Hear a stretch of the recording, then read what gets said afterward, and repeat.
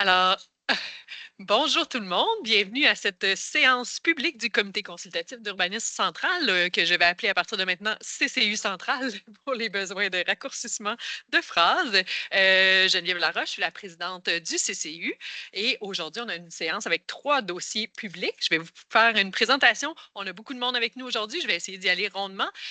D'abord, les membres du Comité consultatif d'urbanisme central. Nous avons Mme Danielle Bertol, qui est aussi présidente du CCU d'arrondissement de Fleurimont. Nous avons M. Raïs Kibonge, qui est aussi président du CCU de l'arrondissement des Nations. Et nous avons bien entendu avec nous ce matin nos membres citoyens. Merci d'ailleurs d'être parmi nous. Nous avons Frédéric de L. Lemelin, nous avons M. David Lacoste et nous avons M. Chani Ménard.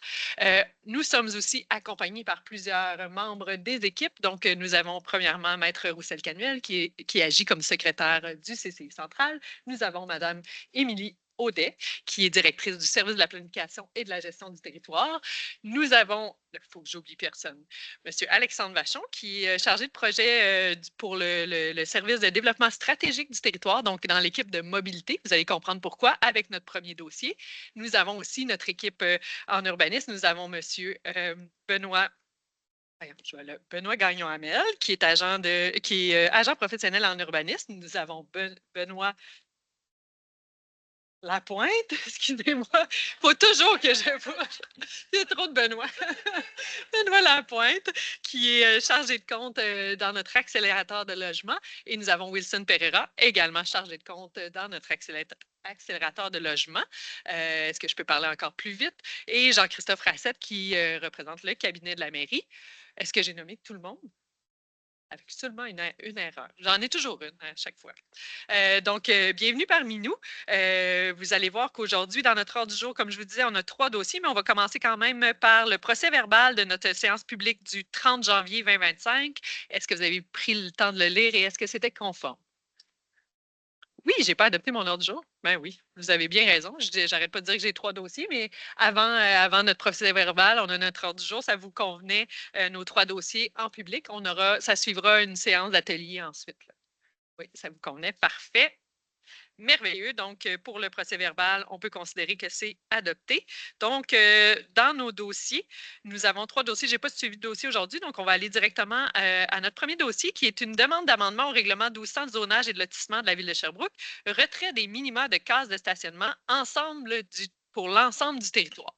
Je tiens, bon, le comité consultatif d'urbanisme central l'a déjà vu en orientation, mais dans l'historique, là, puis j'imagine que vous allez nous resituer un petit peu, juste pour dire que c'est un dossier qu'on travaille quand même depuis un bon petit bout de temps, où on avait commencé à l'étudier avec une seule demande pour le centre-ville d'un promoteur qui voulait réduire le nombre de cases de stationnement.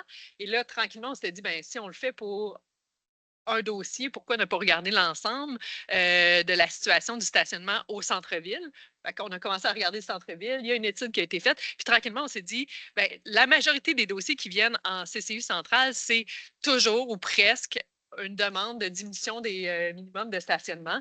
Et pour nous, avec ce qu'on veut promouvoir comme type de développement de la ville, bien, ça ne faisait pas de sens de travailler encore avec des minimums, même que éventuellement, on travaillera un maximum. Ça, je pense que ça va être vraiment lié aussi avec notre planification du territoire, le plan d'urbanisme.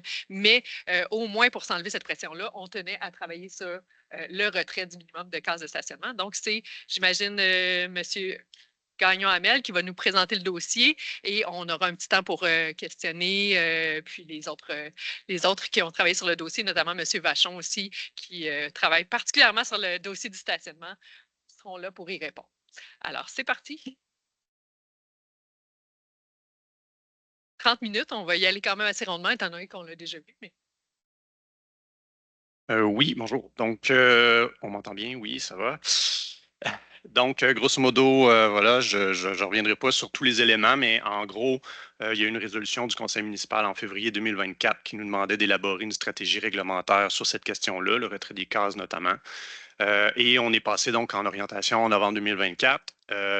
Lors de cette session-là, on est allé chercher, dans le fond, l'orientation pour les 3 principaux axes de la modification, donc c'est-à-dire le retrait des cases minimales, élargir les possibilités de mutualisation des aires de stationnement et ajouter certaines normes pour le transport actif. Donc, je rappelle très brièvement, là, donc on a beaucoup d'espace gaspillé à Sherbrooke. Dans une évaluation conservatrice, environ 333 hectares de stationnement sous-utilisés. Il y a plusieurs municipalités en Amérique du Nord donc, qui ont déjà retiré les cases minimales sur l'ensemble de leur territoire. Le plus récemment, là, à Burlington, en 2023, près d'ici. Donc, on veut changer de paradigme, on veut passer de projets où on gère le stationnement et on conditionne le stationnement à des projets où on intègre et on analyse la qualité des milieux de vie. Et on veut ouvrir les possibilités, donc, par exemple, pour un locataire, une case de stationnement, même si cette case-là n'est pas utilisée, représente 17,1 de son loyer. Donc, le fait d'ouvrir les possibilités de réduire les cases, bien, ça vient permettre à ces gens-là de ne pas avoir nécessairement, de ne pas être obligés de dépenser ce montant-là. Donc, on rentre rapidement dans le vif du sujet. Comme je n'ai pas beaucoup de temps, je vais passer très rapidement, là. Au niveau des abrogations, donc, c'est les éléments qu'on retire, les articles qu'on retire. Donc, l'article qu'on retire principalement, ça va être l'article 12.3.1, donc qui traite des exigences de nombre de cases selon les usages, avec un tableau selon les usages dans la réglementation.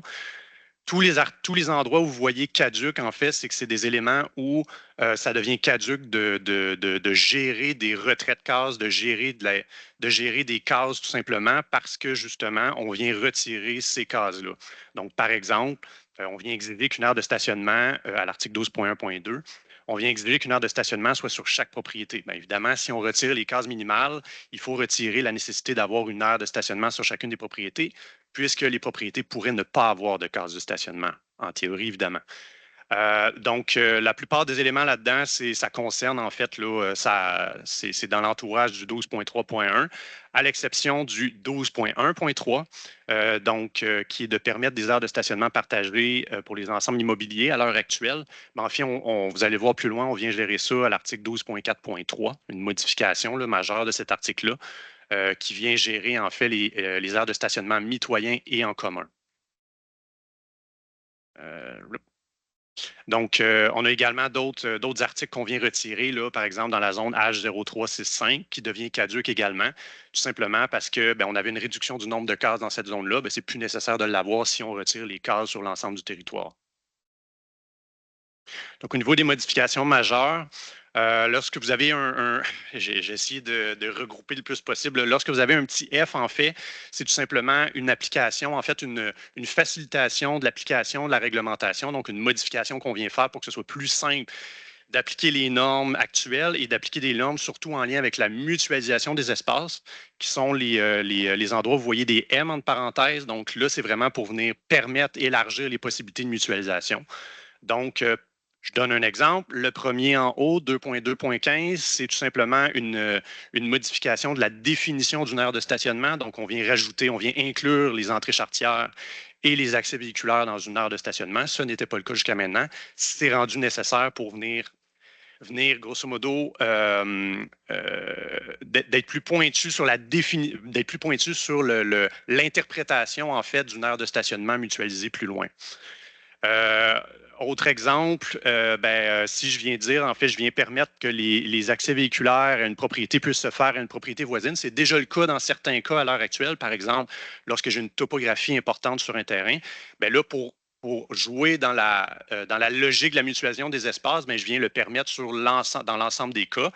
Et évidemment, je tiens à préciser, à plusieurs endroits dans la réglementation, on est venu ajouter, en fait, la nécessité, même si c'était déjà prévu par d'autres règlements, on est venu préciser que c'est toujours nécessaire de respecter les normes du SPI, donc du service de protection incendie, et également pour les véhicules de collecte des matières résiduelles.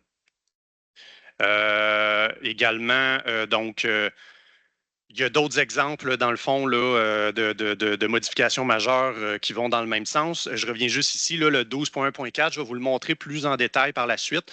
Mais concernant le troisième objet qu'on avait parlé donc à l'orientation, c'était concernant le transport actif. En fait, ça s'est traduit par ça. Donc, c'est une révision, en fait, des normes de cases de stationnement pour vélo.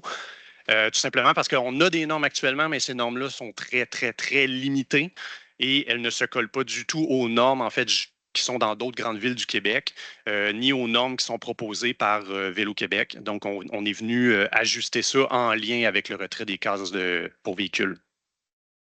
Également, juste les deux derniers points, donc 2.4.7, 2.4.8.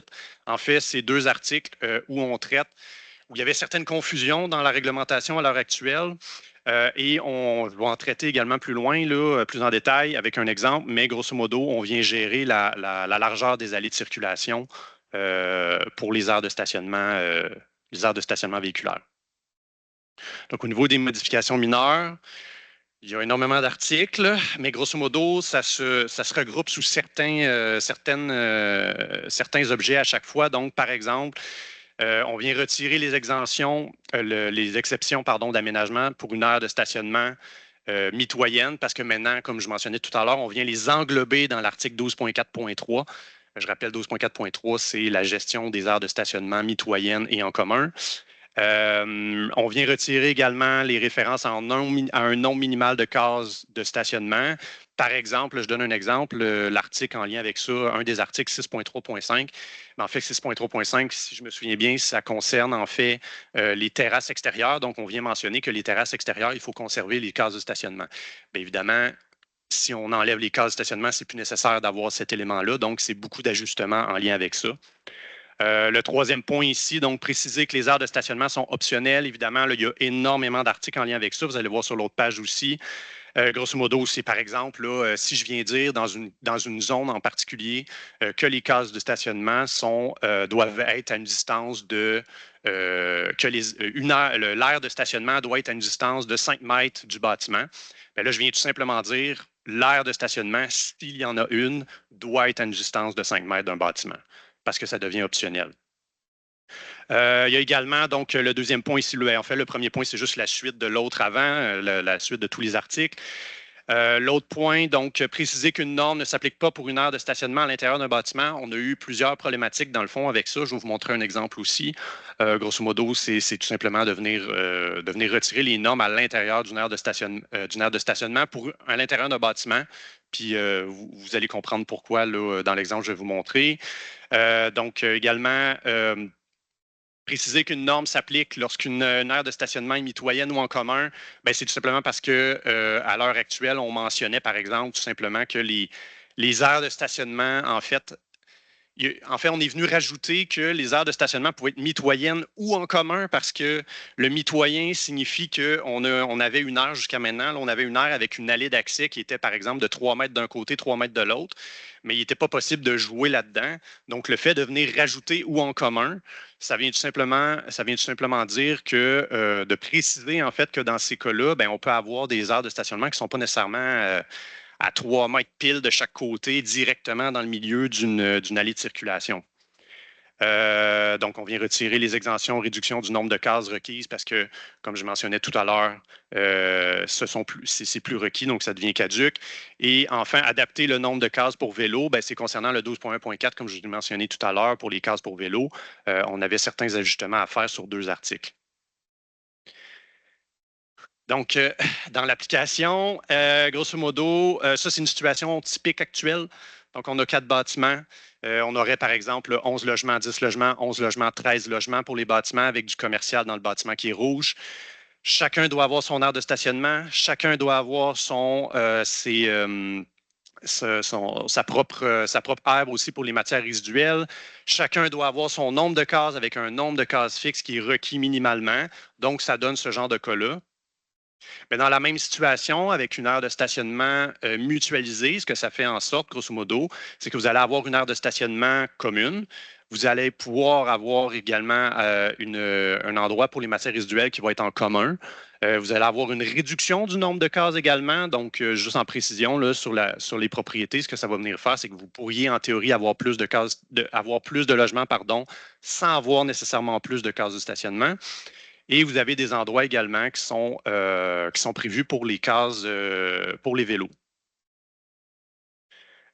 Juste préciser aussi là, que quand on a des matières pour les matières résiduelles, donc on a la nécessité d'avoir une servitude pour ces matières-là et vous avez une nécessité aussi d'avoir une servitude pour le service de protection incendie si jamais c'est une nécessité que le camion incendie passe dans l'aire de stationnement. C'était déjà le cas là, dans tous les cas, mais on est venu le préciser quand même. Donc, la modification à l'article 12.1.4, donc on avait des normes jusqu'à maintenant pour les cases pour vélo qui étaient en fonction du nombre de cases pour véhicule, ce qui ne peut plus être le cas puisqu'on n'a plus de nombre de cases pour véhicule. Et ces normes-là étaient très basses par rapport, comme je mentionnais tout à l'heure, aux autres normes au Québec. Donc, grosso modo, ce qu'on a vu faire, c'est qu'on on a séparé en usage, classe ou groupe d'usage, dans le fond, le nombre de cases qui étaient requis pour les vélos. En gros, là, H1 à H7, c'est les unifamiliales jusqu'au triplex. Vous avez le H12, le H12 qui sont les maisons mobiles. Vous avez le C8 qui est les commerces en lien avec l'automobile. Et vous avez le I9 qui sont les industries numériques, là, style Bitcoin. Donc, pour tous ces usages-là, il n'y aurait pas de norme de case de stationnement pour vélo. Ensuite de ça, pour le H8 à H11, c'est tous les usages résidentiels qui sont de 4 logements et plus. Donc, on aurait une case par 4 logements et chambres. Donc, pas de distinction à ce niveau-là, avec un minimum de 4 cases. Juste pour vous donner une idée, ce que Vélo Québec recommande, c'est une par 2 logements. Donc, on est loin de la norme, mais on tend vers la norme. En fait, s'il y a des ajustements à faire, ils pourront toujours être faits, évidemment. Les usages P103, P200, c'est les usages d'éducation. Donc, on est à 3 cases par classe. Il n'y a pas de particularité dans ce cas-là. Il faut savoir que dans le cas des écoles, souvent, ils vont même probablement mettre plus que ça en réalité, là. Les groupes U, N et A, il n'y a pas de norme. Donc, U, c'est utilité publique, N, c'est conservation et A, c'est agricole. Donc, pour tous ces usages-là, il n'y a pas de norme de case pour vélo. Et dans tous les autres cas, donc principalement, c'est les usages industriels, commerciaux. Vous allez avoir une case par 300 mètres carrés. Si vous êtes en bas de 300 mètres carrés, vous n'avez pas de case requise. Dans tous les cas, c'est un minimum de 4 cases. On est venu rajouter 2 autres éléments aussi parce que ces éléments-là ne figuraient pas à l'heure actuelle dans la réglementation qu'on a, mais ils sont recommandés par Vélo Québec et ils sont inclus dans d'autres normes, dans d'autres municipalités. C'est par exemple d'offrir un support sécuritaire obligatoire pour chacune des cases. Il n'y a pas de grandeur de cases requises, mais il faut que chacun des vélos puisse avoir, par exemple, accès à un arceau. Et si c'est à l'extérieur, ça doit être accessible, signalé et éclairé. On n'a pas mis de distance par rapport à une porte d'entrée, par exemple, parce qu'on peut avoir des cas particuliers, mais ça doit quand même être accessible soit par une aire de stationnement ou soit par un allée d'accès piétonnier qui va mener jusqu'à l'entrée principale. Juste rajouter qu'on a consulté nos collègues à la mobilité. Il y a eu un certain benchmark qui s'est fait avec d'autres municipalités. Donc, on est supporté par ces gestes-là. Donc, le petit point ici, donc 12.3.2 et 12.4.8, c'était ce que je vous mentionnais tout à l'heure, des petits ajustements pour retirer les dimensions minimales pour les aires de stationnement intérieur. Ben, pour illustrer ça, je fais juste vous montrer un exemple, c'est le stationnement Wellington Sud. Le stationnement Wellington Sud ne respecte pas les normes actuellement. Comme vous pouvez voir, les poteaux sont dans le milieu des largeurs de cases de stationnement. Bien, on vient tout simplement retirer les normes parce que dans un cas comme celui-là, ce serait non conforme théoriquement en fonction de la réglementation. Sachant évidemment que les véhicules pour matières résiduelles et de collecte pour le SPI, donc le service de protection incendie, n'ont pas à passer à l'intérieur. Ensuite de ça, donc, on vient modifier, quand je parlais tout à l'heure, la modification de 12.4.3. 12.4.3, cette modification-là concerne les aires de stationnement mitoyen. Donc, ce que vous voyez à droite, en gros, ce que vous voyez en rouge, en fait, c'est lorsque vous avez des aires en commun, on vient dire que les normes en rouge, donc, c'est les normes les plus restrictives. C'est-à-dire, par exemple, que si vous aviez droit à 2 allées de circulation dans toute l'utilisation, dans le fond, de cette aire-là, vous avez droit à 2 maximum dans ce cas-là. Si, par exemple, dans le commercial, vous auriez eu droit à 3, mais dans le résidentiel, c'était 2 maximum. Je dis n'importe quel exemple, mais dans ce cas-ci, ce serait 2 au final parce qu'on prend le plus restrictif des 2 usages qui sont affectés par l'aire de stationnement en commun. Ce que vous avez en mauve, ça ne change pas. C'est les normes actuelles. Évidemment, ce n'est pas à l'échelle, le plan que vous voyez là, mais c'est les normes actuelles, c'est les normes qui sont conservées également. Donc, si vous avez une bande végétale qui est requise autour d'un bâtiment résidentiel, ces normes-là restent. Une bande qui est autour de l'aire de stationnement, marge arrière, marge latérale, ces normes-là restent également. Par contre, c'est ça. Donc, le nombre d'entrées charretières, la distance entre 2 entrées charretières et les largeurs d'entrées charretières sont gérées en fonction du plus restrictif des 2 usages qui sont touchés. Et enfin, donc, la modification aux articles 12.4.7 et 12.4.8, bien, vous avez un très beau cas ici là, sur la rue Belvédère-Sud. La raison pour laquelle je vous ai pris ce cas-là, en fait, c'est la largeur des allées de circulation. Bien, tout simple, des allées de circulation pour se rendre à une aire de stationnement et des entrées charretières également. Bien, dans ce cas-ci, en fait, on a été obligé de faire une dérogation mineure parce que dans la réglementation avant 2017, donc à Sherbrooke, dans le 3501, dans le règlement 3501, on avait une norme de 3 mètres dans tous les cas pour les entrées charretières. Cette norme-là est passée en 2017 à 6 mètres. On s'est rendu compte dans plusieurs cas que ça devenait problématique. Puis dans le cadre des entrées mitoyennes également, ça peut devenir problématique pour ce genre de petit usage-là. Donc, ce qu'on est venu dire, c'est que dans le cas des moins de 15 cases, pour vous donner une idée, là, moins de 15 cases, ça équivaut actuellement à 12 logements. Quand on est à moins de 15 cases, bien, on va revenir à 3 mètres, en fait. On reviendra à 3 mètres de largeur et pour tout le reste, on demeure à 6 mètres parce qu'à moins de 3 mètres, en fait, à moins de 15 cases, il y a quand même peu de chances que les gens aient à se croiser. Vous avez quand même des bandes végétales qui sont requises de chacun des côtés, ce qui fait que, par exemple, le véhicule pour les matières résiduelles n'aura pas de difficulté à passer là, dans tous les cas. Donc, voilà, comme je dis, j'ai passé très vite. Là, je suis conscient, mais j'avais pas trop le choix. Donc, si jamais il y a des questions, n'hésitez pas. Si vous voulez que je remette une image aussi, là. Ben, merci beaucoup, hein, parce que c'est un gros travail. Au-delà de nous donner une orientation on n'en veut plus de minimum de stationnement. Il faut aller voir partout dans notre réglementation où ça a des impacts. Là. Puis je pense que la démonstration est bonne, qu'il y avait beaucoup d'ajustements à faire.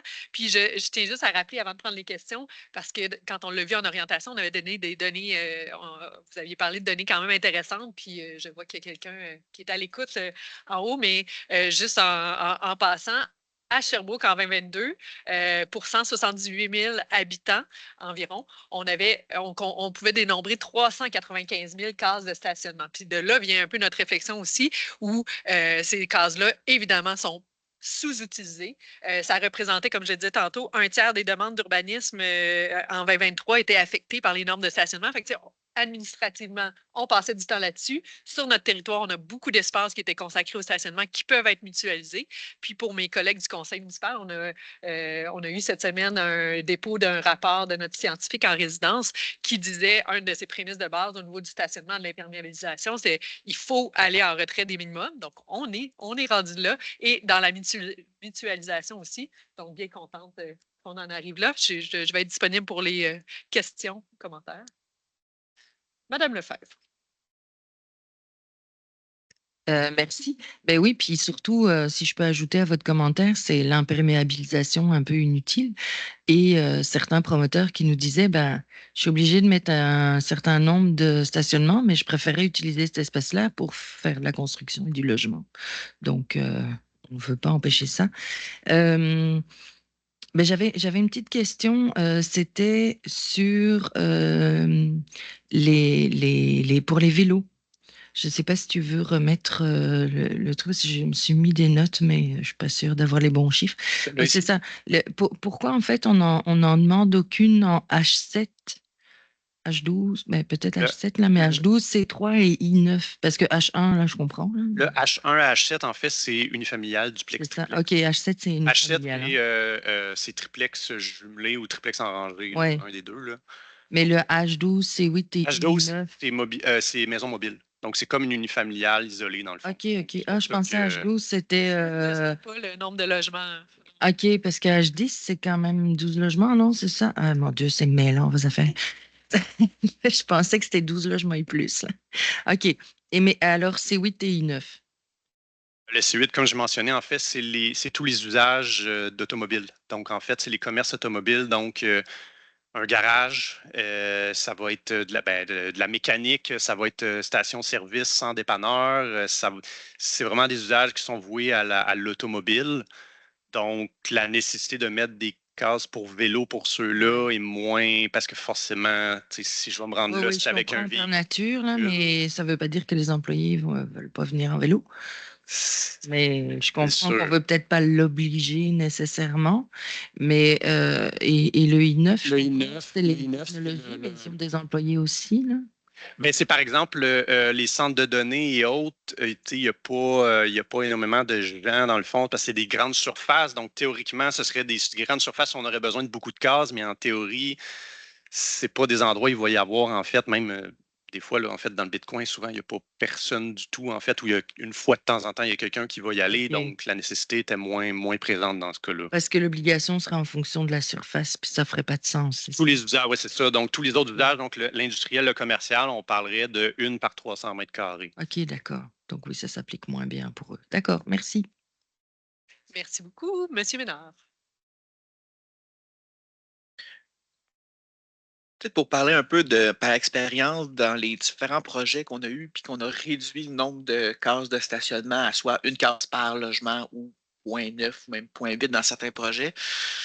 C'est au niveau de nos locataires, ça a toujours bien été, ça a toujours bien été. Il y a toujours une petite période d'adaptation, mais en général, ça finit par être accepté, à être bien. Le seul des fois enjeux qu'on peut renommer, puis on a vécu ces bels exemples-là dans les derniers jours, c'est là, dans les projets où est-ce que, par exemple, on est à un ratio de une case ou moins d'une case par logement, puis qu'on est entouré de rues qui sont complètement sans interdit de tout stationnement lors d'épisodes de neige importante pour le déneigement. Ça, c'est la problématique qu'on voit qui se répète dans tous nos projets. Fait que peut-être si on peut penser éventuellement, si on y va d'une façon plus large, de réduire l'escale de stationnement. Exemple, moi, je reçois sur mon téléphone des alertes quand, par exemple, on n'a pas le droit de stationner dans la rue parce qu'on enlève la neige ou quand il y a des avis d'ébullition, parce qu'on pourrait penser à un système que ben, pendant une ou deux journées suivant des importantes accumulations de neige, ben, que ça soit permis, là, parce que dans certains endroits, on- les gens ont nulle part où aller stationner. Fait que ça complique vraiment beaucoup. Fait que peut-être penser à peut-être un mécanisme qui nous permettrait d'être un peu plus souple par rapport à ça. Puis ça serait parfait. Ah, ben merci, c'est un bon commentaire, là. Je pense que on pourra faire le pont avec les équipes concernées, de voir comment on pourrait, en tout cas, assurer une prévisibilité de à quel moment va passer aussi le déneigement des rues, donc de permettre une souplesse dans ces moments-là. Merci beaucoup. J'avais M. Lemelin, puis ensuite M. Kibonge. Oui, donc je vais commencer par, si j'ai quelque chose qui me brûle les lèvres depuis tantôt, là, c'est vraiment bravo. C'est c'est vraiment bravo, faut le dire. Là. Pour vrai, c'est vraiment une bonne chose qu'on avance à ce niveau-là. Donc bravo au conseil pour l'orientation et bravo pour vous pour le travail. C'est vraiment exceptionnel. Puis sinon, je voulais juste renchérir aussi avec Shani, c'est une très bonne idée pour le stationnement sur rue. Puis on avait parlé lors d'un projet, je pense que c'était dans le coin Pacifique, on disait justement, tu sais, les rues sont déjà assez larges pour accommoder le stationnement l'été. Tu sais, le ruissellement, on le récolte déjà, tout ça, on le déneige déjà. Pourquoi pas l'utiliser ou réduire la largeur des rues. Je ne suis pas contre ça non plus. Si on ne veut pas de voitures dans la rue, réduisons la largeur des rues. Mais ce serait une bonne idée. Puis on, à voir, ce serait peut-être même possible de faire affaire avec Montréal pour l'application InfoNeige. Ça pourrait être un système. Moi, quand j'habitais à Montréal, j'aimais beaucoup ce système-là. Tu disais où ta voiture est stationnée, puis ça te notifiait quand est-ce qu'il y avait une opération de déneigement sur cette rue-là. Donc, tu voyais en temps réel, est-ce que la rue est déneigée, enneigée, est-ce qu'il y a une opération à venir, etc. Donc, je ne sais pas s'il y a des pistes de collaboration qu'on pourrait avoir. Si tu vois à quel moment tu es remorqué parce que tu ne devais plus être là. Ben, d'habitude, il Ou donnait emporté un par la bon, il donnait un bon déneigeuse, hein, comme on a buffer. vu dernièrement. Et je ne propose pas d'amener les sirènes. Je ne propose pas ça du tout. Parfait. Merci beaucoup. Oui, M. Kibonge. Oui, merci Madame la Présidente. Puis pour enchérir un peu sur ce qui vient d'être dit, c'est ça. Donc non seulement bravo, mais aussi bravo aux équipes qui ont travaillé fort pour arriver à ce constat-là. Là où j'appuierais ce qui a été dit par Chani, en tout cas M. Ménard, c'est vraiment de regarder aussi ce qui se fait à Montréal en termes de déneigement. Parfois, je pense il y a des arrondissements là, ils ont des périodes, je ne sais pas si c'est des rues paires ou impaires, ou en tout cas, pour que justement, quand il y a une période de déneigement, ben, tout le monde sait que, OK, lundi, je peux me stationner ici, puis c'est parce que c'est toutes les rues paires ou toutes les rues, mettons, ils vont les compter, puis toutes ces rues-là qui vont être déneigées, et le mardi ou le jeudi, ça va être toutes les autres rues. Donc, ça permettrait justement de faire une différence. Là où je trouve qu'on travaille bien, c'est quand même aussi, on apporte un autre, résultat, pas un problème, un autre résultat, un problème complexe qui est la crise du logement. Je ne peux pas vous dire le nombre de fois qu'il y a des promoteurs qui sont venus nous voir aussi bien en CCU d'arrondissement que comme conseiller de district pour nous dire qu'ils voulaient construire au centre-ville ou en tout cas dans le district et c'est toujours compliqué parce qu'il fallait le bon nombre de cases et de stationnements. Et là, je trouve qu'on continue de sortir des outils pour essayer de tacler cette crise-là, ça les UHA, que ce soit enlever les normes minimales. Donc, je pense qu'on se dirige vers des solutions de plus en plus intéressantes là, qui vont permettre petit à petit de résoudre cette crise-là. Merci beaucoup. En effet, moi, je pense qu'il va falloir travailler aussi en changeant les paramètres. Il va falloir voir être créatif aussi pour la suite parce que et s'inspirer d'autres villes où le stationnement est peut-être moins pris comme un état de fait comme ici. Tu sais, on est habitué d'avoir le stationnement disponible partout, d'en avoir en surabondance. Fait qu'il va effectivement falloir être plus créatif pour la suite, mais je pense que c'est juste du positif. Et puis, je remercie tout le monde. Là, je vois qu'il ne semble pas avoir d'autres commentaires. On est content. C'est une grande étape. Puis juste pour quand même mentionner, parce que ça avait été nommé beaucoup quand on était en orientation, ça ne veut pas dire qu'il n'y a plus de stationnement qui se fait. Évidemment, chacun des projets va être analysé par les équipes selon un peu leur emplacement. On a besoin de davantage lorsqu'on est en périphérie que quand on est en plein centre-ville et tout. Mais l'idée est de dire qu'on ne part pas avec une norme minimale qui nous contraint et nous oblige à mettre du stationnement, même quand on en a peu besoin. Oui? Juste pour enchérir là-dessus aussi, là, en fait, c'est sûr, on en avait parlé, là, j'ai passé vite dessus, mais grosso modo, faut rappeler que ce qu'on voit là à l'écran, la mutualisation des espaces, c'est principalement ça que ça va permettre en premier lieu, c'est-à-dire on ne va pas voir une diminution majeure et soudaine du nombre de cases offertes. C'est juste qu'on va venir ouvrir les possibilités pour que les gens puissent avoir des aires mutualisées. Donc, éventuellement, au fil du temps, de réduire l'impact de ces cases de stationnement-là et de réduire le nombre de cases également. C'est principalement ça, en fait, qui a été expérimenté là, depuis 2017 à Buffalo, qui était une des villes majeures là, aux États-Unis principales où le nombre de cases de stationnement avait été retiré entièrement sur l'entièreté l'entièreté du territoire. Merci. Pour la précision, Madame Lepère, vous avez un point? Oui, j'avais une petite question, mais qui est moins réglementaire. Mais est-ce qu'on va dans un deuxième temps, on a déjà des programmes là pour enlever l'asphalte et tout ça. Est-ce que c'est prévu de peut-être en même temps faire la promotion de ce genre d'initiative ou c'est plus par le bureau de l'environnement à ce moment-là, j'imagine? Probablement. Ce serait. Les réalisations, c'est dur à dire.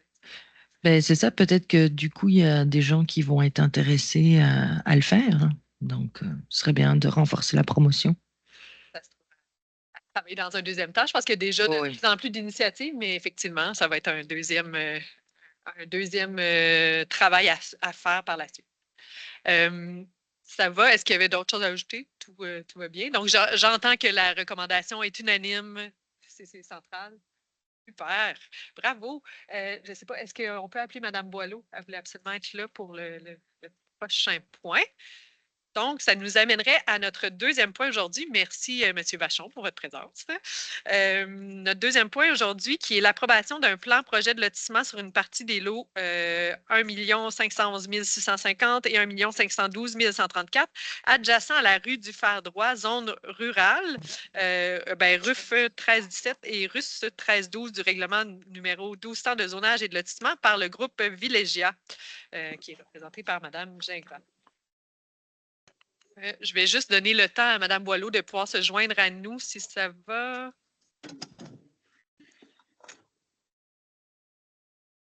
Ah, je pense que vous êtes là. Est-ce que vous nous entendez, Mme Boileau?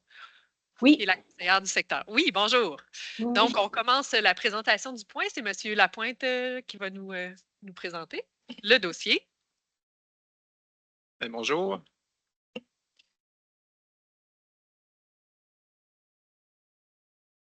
OK, donc je vais y aller tout de suite. Je laisse faire le titre, c'est déjà fait.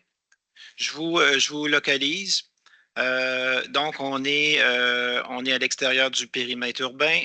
C'est le terrain que vous voyez, là, le polygone bleu sur le plan. Donc, c'est un projet qui est situé tout juste au sud du club de golf Académie Longchamp, donc en bordure de l'autoroute 1055. Je vous fais un petit rappel parce que c'est un dossier qui a déjà été présenté, mais jadis à la Commission de l'aménagement du territoire. Donc, c'est un dossier qui a été présenté il y a 17 mois. Il y a quand même un bon petit bout de temps.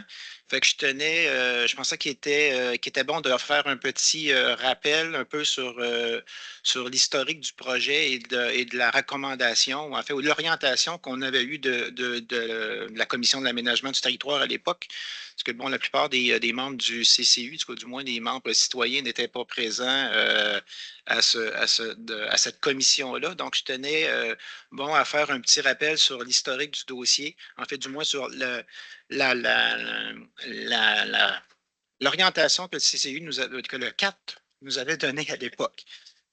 Donc, c'est en septembre 2023 que le dossier avait été présenté. Et l'enjeu qui avait été soulevé principalement, c'était la présence d'un champ de pratique. Donc, le développement se fait tout juste au sud du terrain de golf, à l'endroit où il y a un champ de pratique. Donc, la diapo suivante le montre bien. Donc, le développement se fait sur la partie en jaune et il y avait présence du champ de pratique. Donc, la crainte qui avait été soulevée à l'époque par les gens de la commission, mais c'était évidemment l'orientation du champ de pratique. Les gens craignaient que les balles frappées par les joueurs atteignent les résidences. Donc, ce qui avait été demandé, c'était de revoir, bien évidemment, l'orientation du champ de pratique de manière à ce que les balles n'atteignent pas les cours arrière. Alors, c'est ce travail-là qui a été nécessaire, qui a pris finalement presque 17 mois à résoudre parce que milieux humides sont présents à l'intérieur du terrain où il y a le champ de pratique. Donc, il y a eu un certificat d'autorisation qui a dû être obtenu de la part des promoteurs pour changer l'orientation du champ de pratique. Donc, aujourd'hui, c'est fait. Ils ont eu en septembre 2024 ce certificat-là. Donc, je l'ai dit tout à l'heure, d'entrée de jeu, on est dans un projet qui est à l'extérieur du périmètre urbain. Donc, c'est peu fréquent qu'on reçoit ce type de projet-là. Pourquoi celui-ci est possible? Parce qu'on est dans une zone rurale avec service. Il y a de mémoire 3 zones à Sherbrooke où on est situé à l'extérieur du périmètre et on se retrouve dans ce type de zone. Donc, c'est une zone qui est rurale, mais dans laquelle il y a présence d'un service. Dans ce cas-ci, il y a un réseau d'aqueduc qui passe en plein milieu du projet. C'est ce qui fait en sorte qu'il est possible. Donc, on a une disposition spécifique au règlement de zonage qui vient dire que dans cette zone-là, il est possible d'avoir une entente promoteur. Donc, c'est pour ça que ce dossier-là peut cheminer. Ensuite, évidemment, il y a présence d'autoroute. On est tout juste en bordure. Vous voyez, en fait, là, en jaune, le polygone du projet. En mauve, c'est la bande, en fait, c'est la contrainte du son de l'autoroute. Donc, tout développement qui se trouve à l'intérieur d'une bande mauve sur notre cartographie, doit au préalable, le promoteur doit déposer une étude d'un acousticien qui démontre que les résidences vont être à l'extérieur de cette bande-là, parce que notre réglementation interdit du lotissement et des constructions lorsqu'on est en présence de 55 décibels et plus. Donc, ça nous amène au projet. Donc, vous voyez en haut, c'est en vert, c'est le champ de pratique qui a été relocalisé. Donc, vous voyez l'orientation qui était avant nord-sud et maintenant est plutôt est-ouest. Vous voyez, ça fait pas partie là, du projet de lotissement. Le projet de lotissement, c'est seulement le polygone rouge, mais bon, on voulait l'identifier sur le plan pour que vous preniez bien acte du champ de pratique et de sa position. Il y a un monticule également qui va être fait avec plantation, qui va faire en sorte que les joueurs, lorsqu'ils vont frapper des balles, les balles n'iront pas dans les cours arrière des résidents. Vous voyez aussi là, la présence du milieu humide en question pour lequel le promoteur a dû aller chercher là, le certificat d'autorisation pour pouvoir le détruire. On retrouve également sur ce plan-là, la ligne verte que vous voyez correspond au résultat là, de l'étude sonore qui a été produite. Donc, tout ce qui est finalement à droite dans votre écran ou en bas de la ligne verte pointillée, c'est ce qui est en haut de 55 décibels et ce qui est en haut ou à gauche, c'est ce qui est à l'extérieur de 55 décibels. Donc, on peut constater que les bâtiments projetés, donc c'est les petits carrés jaunes que vous voyez, l'ensemble des constructions vont être situées à l'extérieur du corridor sonore. Au niveau du zonage, le développement se trouve à l'intérieur de la zone RUS 13-12. En très grande majorité, une petite partie que je vais vous présenter tout à l'heure, qui correspond à un exécutoire, là, tout simplement là, pour les eaux usées, donc dans la zone RUF 13-17.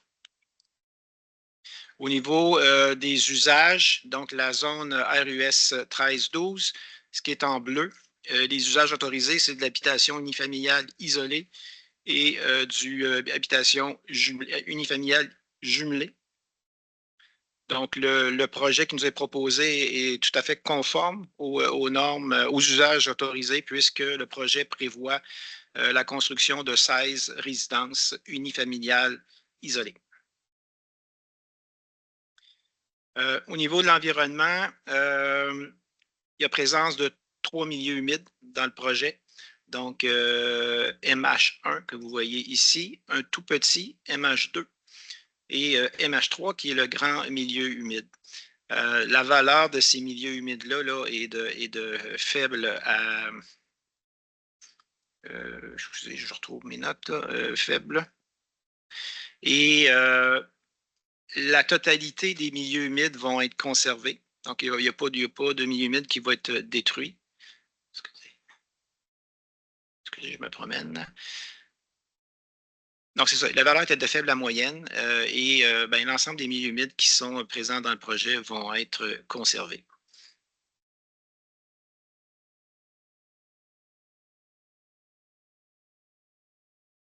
Excusez, j'ai la misère à changer mes images. La suivante, c'est au niveau des milieux boisés. Donc, on retrouve essentiellement 3 types de milieux boisés distincts, plus une friche. Également, la valeur est très faible, de faible à moyenne, excusez, encore une fois, pour l'ensemble des milieux. Donc, il y a au milieu du milieu boisé, on a 48% des boisés qui vont être conservés à l'intérieur du projet. Alors, comment on fait pour arriver à ça? Que normalement, lorsqu'on considère que les milieux boisés vont être détruits lorsqu'ils ne sont pas dans une zone protégée, dans ce cas-ci, ce qui a été mis en place, c'est des servitudes. Donc, il y a 10 lots pour lesquels il y a une servitude de non-déboisement va être imposée aux promoteurs ou aux gens qui vont acheter. Donc, tout ce que vous voyez en vert dans le projet, ça regroupe les milieux humides et ça regroupe les boisés qui sont au pourtour. Ce qui fait qu'au final, on s'assure que cette partie-là du développement ne sera pas touchée, ne sera pas affectée.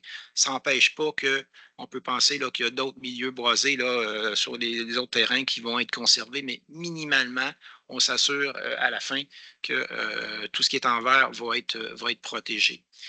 Ça nous mène à la fameuse grille environnementale. C'est un projet qui se démarquait bien. Là. On arrivait à un pointage de 80, là, qui est un impact très faible par rapport à l'environnement. Parc et espaces verts. Il n'y a pas de parc qui va être exigé dans ce secteur-là. Il n'y a que 16 résidences. On est à l'extérieur du périmètre, grand terrain. Donc, il n'y avait pas de besoin pour avoir des parcs. Donc, la contribution que le promoteur devra faire, ça va être sous forme de monétaire dans ce cas-ci. Infrastructure, évidemment, l'accès au développement va se faire par la rue du fer droit.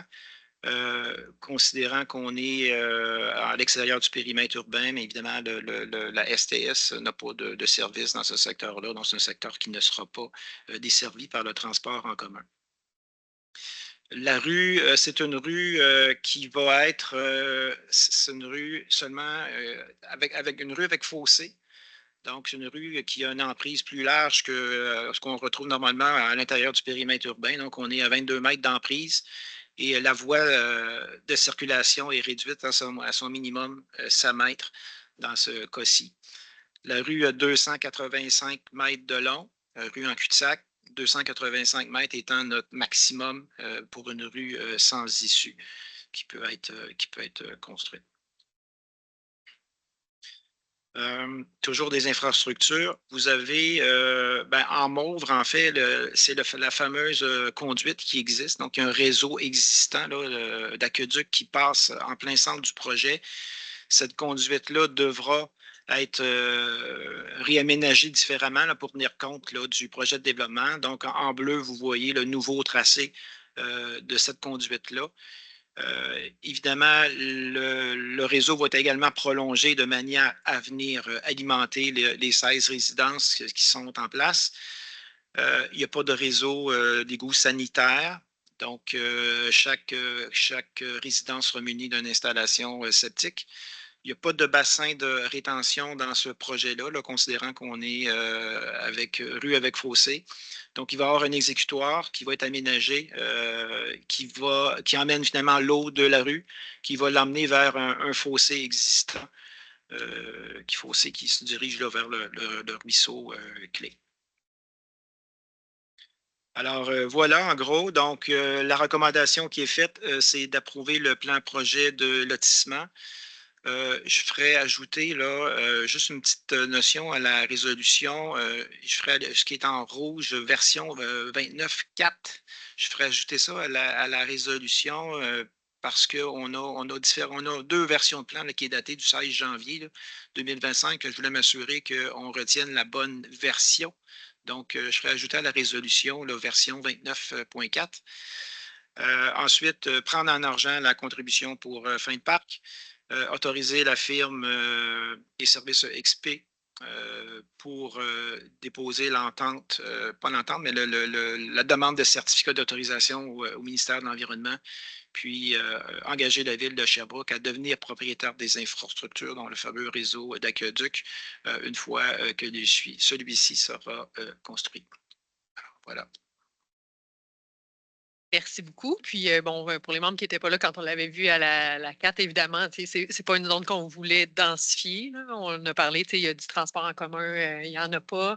C'est vraiment hors périmètre. C'est vraiment parce que nos règlements permettent de la construction dans ce secteur-là parce qu'il y a un service qu'on va de l'avant, mais ce n'était pas une zone qui nous semblait propice pour amener plus d'habitants là. Et les milieux, bien ça, c'était un point d'intérêt aussi, là, que les milieux humides soient entièrement préservés, qu'on réussisse à faire quelque chose de bien avec ce secteur. Je sais qu'il y a Madame Boileau qui est avec nous comme conseillère du secteur. Vous aviez des inquiétudes, je pense, au niveau sonore. Je vous laisse poser vos questions. Oui, je ne sais pas si vous m'entendez bien parce que je suis entourée de murs de béton. Est-ce que c'est bon ou je ferme ma caméra? Oui, on entend très bien pour le moment. OK. Si jamais il y a quoi que ce soit, je ferme ma caméra pour parler. Merci beaucoup de votre flexibilité. J'aurais voulu être en présence, mais je préside dans quelques minutes une autre séance. Merci beaucoup d'avoir répondu à toutes ces questions-là. Il y avait quand même beaucoup de points à clarifier, mais il y en a un qui est survenu depuis, je dirais, le printemps. Je n'avais jamais entendu parler d'inquiétude dans ce coin-là. Mais depuis le printemps, j'ai énormément de plaintes sur la rue de Loiselet, qui est comme juste un petit peu plus haut, au niveau du bruit. Il y a une piste de skidoo 4 roues qui longe l'autoroute. Puis, à la hauteur de la rue de Loiselet, il y a un boisé entre la piste de 4 roues skidoo et les maisons. Puis, ben, il y a eu un ménage dans ce boisé-là. Puis, quand je suis allée voir sur Google Maps, à la hauteur du projet en question, il n'y a pas de boisé. Il n'y a comme pas de zone tampon. Puis, quand je suis allée sur le terrain, on entend vraiment, vraiment beaucoup le bruit de l'autoroute. Puis, ben, les skidoo, c'est encore plus proche aussi, là, 4 roues. Fait que j'ai vraiment beaucoup d'inquiétudes au niveau du bruit. Tu sais, je sais qu'il y a eu une évaluation, une étude au niveau du bruit, là. Je l'entends. Mais quand on est sur place, là, c'est quand même assez impressionnant. Fait que je me demandais si on avait un moyen de, je sais pas, de mettre de demander un mur végétal plus imposant que ce qu'il y a au niveau de la rue de Loiselet, peut-être, ou parce qu'avant de faire les travaux dans le boisé, il n'y avait pas de plainte dans ce secteur-là. Fait que la zone tampon était quand même assez suffisante avant de faire le ménage du boisé, si je peux dire ça comme ça. Fait que je me dis, si on impose une espèce de zone tampon de boisé, là, un mur végétal, ça va amoindrir encore plus le bruit parce que on voit que les 2 premières maisons sont vraiment collées sur la zone à 55 décibels. Là. Fait que, en tout cas, j'ai une grosse inquiétude à ce niveau-là. Je ne sais pas si vous pouvez me répondre. Merci. Bien, évidemment, je vous donne un peu raison. Là, 55 décibels, là, on voit que les résidences sont construites là, en deçà de cette norme-là. Je ne vous le cacherai pas, là, en bordure de l'autoroute, oui, l'impact sonore est présent, mais le projet qui est déposé là, avec l'étude vient confirmer que le projet répond en fait à nos normes minimales pour pouvoir implanter un projet de la sorte. Donc, sur ce fait-là, on ne pouvait pas imposer aux promoteurs l'exigence de mettre un talus pour protéger le son. Donc, le boisé va être conservé en bordure d'autoroute, mais c'est vrai que le boisé en tant que tel, ce n'est pas lui qui va éliminer le son. Par contre, il y a une disposition à l'émission des permis qui dit que lorsqu'on est qu'une résidence qui se construit à l'intérieur de ce corridor-là, la résidence elle-même doit répondre à des normes. Donc, chaque permis, il y aura une étude d'un acousticien qui devra nous être déposée qui démontre qu'à l'intérieur de la résidence, l'impact sonore n'est pas présent. Là. Donc, ça vient pallier là, un peu à ça. Mais évidemment, les gens, lorsqu'ils seront dans leur cours extérieur, mais oui, le son va être là. Cependant, mais un peu la beauté, si on peut dire, de cette façon-là, mais c'est un développement qui vient après la présence de l'autoroute. Donc, les gens qui vont acheter là, vont acheter en connaissance de cause. Là.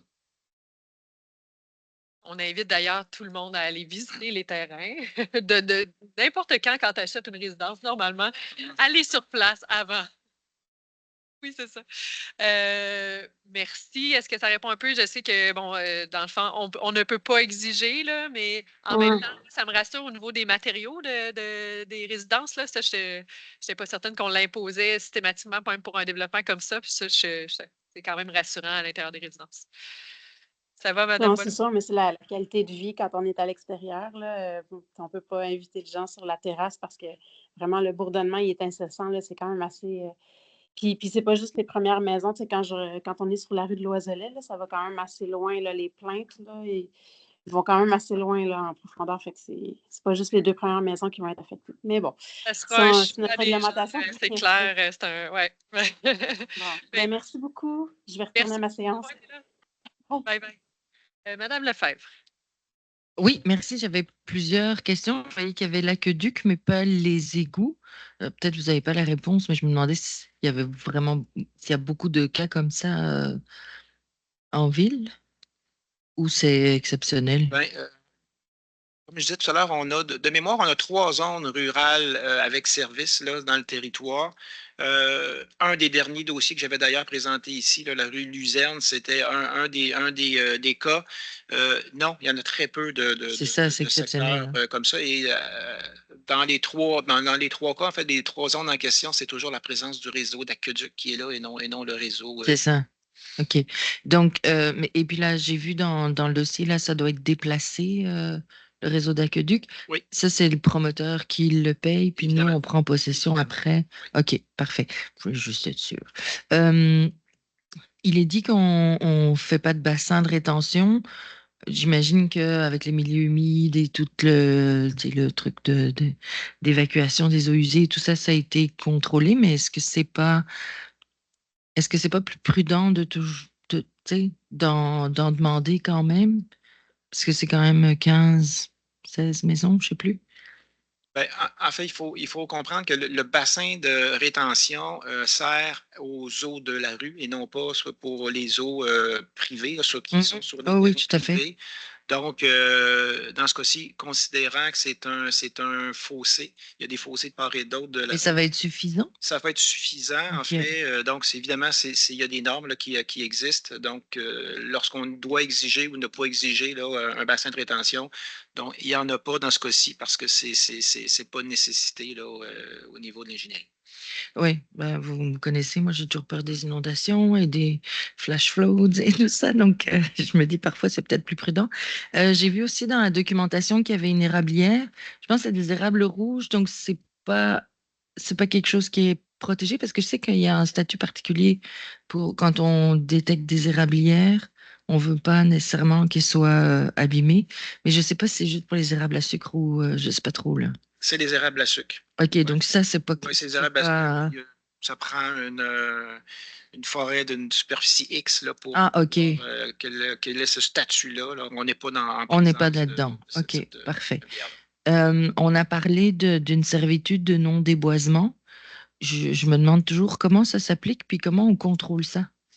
Bien, c'est la servitude va apparaître dans les actes notariés. Donc, le promoteur, c'est une exigence qu'on met dans l'entente promoteur. C'est comme ça qu'on. Donc, la résolution du conseil municipal, lorsqu'il va approuver le projet, fait partie intégrante de l'entente promoteur. Donc, lorsque le promoteur va déposer son plan de lotissement, il y aura l'obligation de nous illustrer cette servitude-là. Donc, ça va être notarié, chaque propriétaire va être au courant. Un certificat de localisation qui va être fait. Nécessairement, la servitude va apparaître sur le certificat. Puis, est-ce qu'il y a un mécanisme de contrôle pour s'assurer que les propriétaires font ça bien ou non? Par la suite, non. Donc, ce n'est pas un règlement municipal. Donc, l'inspecteur n'aura pas. On n'a pas l'autorité, nous, d'aller. Mais au moins, il apparaît à l'intérieur des actes de transaction là, des propriétaires. En espérant que ce soit suffisant. Puis je me demandais, l'étude de bruit qui est faite, comment on fait ça, les normes et tout ça? Est-ce que c'est fait à une certaine saison? Est-ce que c'est fait à plusieurs moments? Parce que si on s'entend quand il y a des feuilles sur les arbres ou quand il n'y en a pas, ou quand, justement, Mme Boileau disait les 4 roues, skidoo, c'est peut-être plus à certains moments dans l'année. Est-ce que ça, c'est... Il y a des normes là-dessus? C'est fait à plusieurs moments ou pas? Bien, l'étude n'a pas pris compte. C'était seulement par rapport à la circulation, donc à l'autoroute. Donc, l'étude ne fait pas mention des motoneiges et des 4 roues. L'étude tient compte également du volume actuel, mais un peu du volume anticipé là, sur l'autoroute. Je ne suis pas convaincu que l'étude est prise à quel moment dans l'année elle est prise, là, mais évidemment, elle tient en compte de plusieurs éléments, là, la topographie, les distances, les arbres, etc. Il y a plusieurs éléments là, qui rentrent en compte. Puis, bon, qu'il y ait des feuilles ou pas de feuilles là, dans les arbres, c'est pas ça qui va faire la différence au niveau sonore. Là. Donc, la période de l'année où l'étude est prise, c'est... Ça n'a pas d'impact, vous pensez? OK. Parfait. Merci. Merci beaucoup. Il nous reste une dizaine de minutes pour le point. Madame Berthold. Alors, M. Charon, vous avez baissé votre main? Oui, je pense. Elle a répondu. Bon, parfait. Alors, avant de faire mes représentations, je ne m'inscrirai pas en conflit d'intérêts parce que je suis membre au club de golf Longchamp. Je ne reçois aucun avantage pécuniaire. Au contraire, je dépense tous les ans au club de golf par mon membership et par l'attrait du restaurant et du bar. Donc, je peux comprendre un peu l'interrogation versus la sonorité de l'autoroute. Bon, l'autoroute était là depuis bien longtemps. Le développement en amont, donc plus en allant vers Brompton ou encore Windsor, est là depuis longtemps. Il y a plusieurs membres qui résident dans le développement de l'Oiselay et tout ça, et qui, moi, j'ai jamais entendu parler qu'on se plaignait au niveau sonore, là, que ça pouvait être dérangeant. Et même en jouant le parcours de Longchamp, oui, on l'entend, mais ça devient une habitude, puis ça fait partie du décor enchanteresse et pittoresque du club de golf. Donc, moi, je ne vois pas nécessairement de problème de ce côté-là. Et partons du principe que c'est un nouveau développement. Donc, avant de dépenser X montant d'argent pour acheter un terrain, pour te faire construire une maison, ben, tu vas aller voir, puis c'est à toi de décider si tu veux ou tu veux pas, là. On est en libre choix de ce côté-là. Alors, moi, j'apprécie beaucoup ce que je vois. Je pense que de se protéger au niveau de l'autoroute avec une bordure, avec une espèce de muret naturel, une bordure boisée et tout ça, c'est déjà un avantage de plus. Moi, je ne vois aucun problème à ce que l'on autorise. De toute façon, il remplit toutes les normes au niveau zonage, même qu'il y a eu des démarches qui ont été faites après avec le ministère pour s'assurer que tout est conforme. Donc, évidemment, moi, je vais en aval de ce projet-là, puis je n'ai aucune crainte versus le sonore. Les gens vont s'habituer ou vont tout simplement pas acheter, ce que je souhaite pas pour les promoteurs, si jamais ils décident d'y aller. Merci. Merci beaucoup. Monsieur Ménard. Ben, rapidement, j'allais un peu mentionner la même chose finalement. Probablement, au final, à 700 000, 800 000, probablement, au final, ben, c'est ça. Les gens décideront. Moi, je suis content. On dit qu'il n'y a pas de mauvais projet, il n'y a pas de bons projets. Il y a des projets qui sont bien placés. Selon moi, ça, c'est un projet qui est bien placé pour où est-ce qu'il s'en va. Puis, petit élément, on a déjà une infrastructure existante qui passe là, mais qui desservent aucune habitation. Là, ça va nous permettre d'aller chercher, au point de vue foncier, ben, rentabiliser les infrastructures qu'on a déjà. Fait que pour moi, c'est bien. Puis pour peut-être point d'information pour Christelle, ben, l'érable rouge, indicateur de milieu humide. Ça demandait, c'est ça. C'est ça. C'est ça. Les érables rouges viennent nous indiquer finalement qu'il y a des milieux humides. Donc, c'est ça. Merci beaucoup. Oui, puis quand on dit bon projet au bon endroit, justement, quand on parlait de faire peut-être davantage de logements, on se disait en même temps, c'est tous des fosses sceptiques. Donc, dès que tu veux rajouter des logements, ça aurait aussi pris des espaces plus grands, probablement peut-être plus de débats. Fait que, bref, je pense que c'est pas un endroit où on veut une densification davantage. Monsieur Leblanc. Oui, donc au-delà de l'aspect environnemental, etc., puis du bruit, puis tout ça, il y a une expression que j'aime beaucoup, que j'ai entendue dernièrement, c'est je suis trilingue, je parle français, anglais et cash. Donc, donc moi, mon interrogation, c'est au-delà du fait que, là, c'est sûr, il y aura pas, ça va être l'auto-solo, donc il va y avoir des coûts indirects. On parlait des stationnements, donc au sein de la ville en général, là, il va y avoir des coûts indirects qui vont être attribuables à ce projet-là, c'est sûr. C'est difficile à chiffrer. Mais mon interrogation, c'est vraiment le point 4 de la recommandation. C'est le fait que la ville reprenne les infrastructures. Oui, l'aqueduc est déjà là, donc ça, c'est déjà très bien. Ça va probablement pas rajouter trop de coûts à la ville. Mais c'est la rue. Je me demande, est-ce qu'il y a une manière de savoir, avant que la ville reprenne une infrastructure, est-ce que ça va être réellement rentable pour la ville ou est-ce que ça va être plutôt un cash flow négatif sur la durée de vie du projet pour la ville? Moi, c'est vraiment ça mon interrogation. Question intéressante.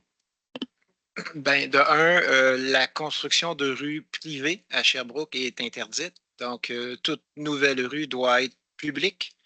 Donc, elle va appartenir à la ville. Et la recommandation, en fait, quand on parlait d'infrastructure, ça vise en fait principalement le réseau d'aqueduc. Donc, le promoteur doit aller chercher un certificat d'autorisation au ministère de l'Environnement pour dévier le réseau et ajouter là, une portion de réseau pour desservir les nouvelles résidences. Ce réseau-là se doit d'être public également. Donc, la recommandation vient tout simplement appuyer là, la démarche du promoteur au niveau du ministère de l'Environnement pour aller chercher son certificat d'autorisation.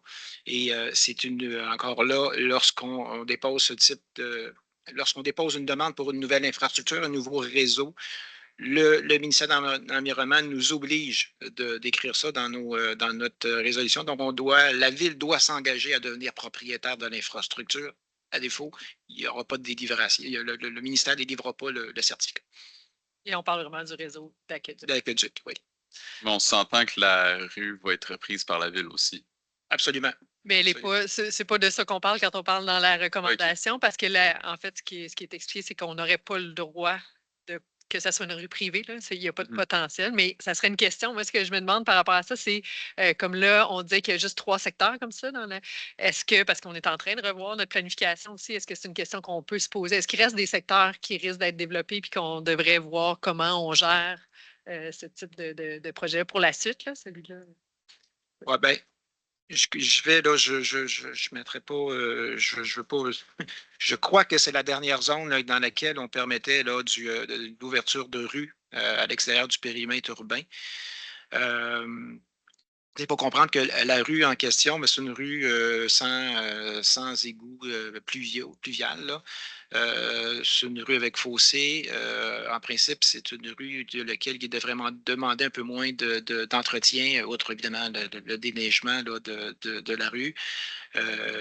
Mais la largeur a été réduite à son minimum. Là, 5 mètres là, de surface de roulement, c'est le minimum qu'on peut mettre pour une rue pour répondre aux des raisons de sécurité. Là. Donc, c'est une rue qui dessert, oui, uniquement 16 résidences, mais elle a été construite vraiment avec les normes minimales applicables. Puis effectivement, c'est ça. On ne veut pas continuer à ouvrir des rues en dehors du périmètre pour la suite. Là. Fait que mais la question est excellente. On va le voir avec le temps pour celle-là, malheureusement. Et donc, on n'aura pas de métrique avant. C'est plus dans le sens, c'est une question de réflexion aussi à ce niveau-là. Là. Au Québec, on aime tous avoir les belles rues pavées puis tout ça, mais on va tout de suite au sud de la frontière, puis il y a beaucoup plus de rues de gravelle. C'était ça un peu mon interrogation, c'est est-ce que je la connais pas la durée de vie exacte d'une rue pavée, puis ça dépend du fond, là, mais sur la durée de vie, est-ce que la ville ne devrait pas recommander fais-le en gravelle? Parce que moi, il va falloir que je le refasse dans 20 ans. C'était un peu ça. Encore là, ça répond à une exigence réglementaire. Du moment où on construit une nouvelle rue, la nouvelle rue qu'on construit, elle vient connecter à une rue asphaltée. La nouvelle rue doit être asphaltée. Donc, ça vient répondre à une exigence réglementaire. Intéressant à noter pour la suite, effectivement, là, parce qu'on on a une refonte réglementaire qui s'en vient suivant le plan d'urbanisme. Ça, c'est une question qu'on devrait se poser. Et rapidement, pour apporter un point à Frédéric, c'est que ordinairement, les routes en gravelle sont beaucoup plus dures d'entretien pour la ville de Sherbrooke. On en a en périphérie, Alfred Champigny, dans mon district, c'est comme un peu compliqué parce qu'à un moment donné, il fallait voir est-ce qu'on la répare, est-ce qu'on la refait, on la remet en gravier, et non, ça prend de la machinerie spéciale pour déblayer les rues en gravier. Donc, c'est une autre difficulté, mais je ne savais pas que dès que la rue qui connecte est en asphalte, celle-ci doit être en asphalte également. C'est quand même des réflexions intéressantes à garder toujours en tête pour la suite. Madame Lefebvre, un dernier point. J'aimerais ça bientôt passer au prochain. Oui, mais je trouve que la réflexion sur la route dans le gravel est quand même intéressante. Bon, il y a le point réglementaire, mais il faudrait peut-être se demander si c'est encore pertinent, parce que oui, c'est plus compliqué, mais en même temps, moi, j'avais posé la question au début de mandat, est-ce sais, qu'est-ce qui coûte moins cher à long terme? Et on m'a quand même confirmé que c'est vraiment la rue en gravel qui est le moins cher à long terme. Même s'il faut passer plusieurs fois, niveler par année, mettre mais de la c'est bas-poussière et tout pas le ça. sujet du dossier aujourd'hui. Non, je sais, mais tu Après, sais, Frédéric avait le souci des coûts, mais c'est ça qu'on m'avait Puis répondu. je pense qu'on peut plus malgré le voir tout. sur notre orientation générale à la C'est 4 ça. sur le développement et le plan d'urbanisme et tout ça. Mais moi, j'avais une petite question sur le dossier là, que je viens d'allumer, parce que je regardais la configuration de ces ronds-points. Dans mon district, il y a des gens qui ont des ronds-points, puis quand il y a trop de neige, ils savent plus où le mettre, parce que c'est la façon dont ça tourne. Puis là, le rond-point, il est vraiment collé au milieu humide. Est-ce qu'on risque pas d'avoir des déversements de neige? Comment on fait pour contrôler ça, là, que ce soit pas... ou à moins que ça pose pas de problème, qu'on la pousse dans le milieu humide, là, je sais pas. Ben, Et les terrains d'en bas qui sont proches, là. ouais, je vous rappelle Ben, qu'on est dans une emprise de 22 mètres de large avec fossé. Donc, le déneigement, la neige n'ira même pas sur les propriétés privées. La neige va aller dans les OK, fossés. c'est suffisant pour que... OK, d'accord, parfait. C'est bon. Merci. Merci. C'est ce qui mettrait, qui conclurait le dossier. Est-ce que je comprends que tout le monde est à l'aise avec le dossier tel que présenté, mais avec des réflexions subséquentes à avoir quand même? Je fais juste une petite précision là, que vous ajouté dans la résolution, la version 29.4 telle que demandée par M. Lapointe là, dans sa présentation. Donc, ça convenait tout le monde de mettre cette modification. Parfait. Ben, notre recommandation pour acheminer au conseil municipal. Ça nous mène donc à notre troisième dossier qui est le 7.1.3, une demande d'approbation d'un projet particulier de construction, modification ou d'occupation d'un immeuble, PPC moi, modification d'un immeuble afin d'agrandir 2 aires de stationnement dans la zone I0812. Donc, on parle du lot de l'entreprise dans le parc industriel Attitude. Ça chevauche 2 districts, le terrain, celui de Mme Lefebvre et celui de Mme Lou. Non, il y a un petit coin. Oui, je suis allée voir sur nos cartes interactives. Ben, si Mme Lose veut, moi, elle m'avait dit qu'elle l'essaierait. Fait qu'on peut essayer de l'appeler. Ben oui, tout à fait. Et puis, c'est M. Pereira qui va nous... Ah non, c'est Anne-Marie, Mme Lortie. Oui, bonjour. Bonjour, bienvenue parmi nous. Merci beaucoup.